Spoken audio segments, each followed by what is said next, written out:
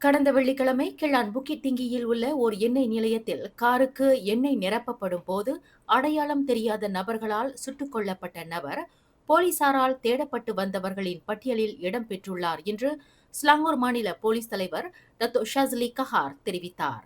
போலீசாரின் குற்றப்பதிவுகளை அடிப்படையாக கொண்டு ஆராயப்பட்டதில் சம்பந்தப்பட்ட நபர் 2012ஆம் ஆண்டு சிறப்பு நடவடிக்கைகளுக்கான பாதுகாப்பு சட்டமான சோஸ்மாவின் கீழ் பல்வேறு குற்றப்பதிவுகள் கொண்டிருப்பது தெரியவந்துள்ளது என்று டத்தோ ஷாஸ்லி கஹார் குறிப்பிட்டார்.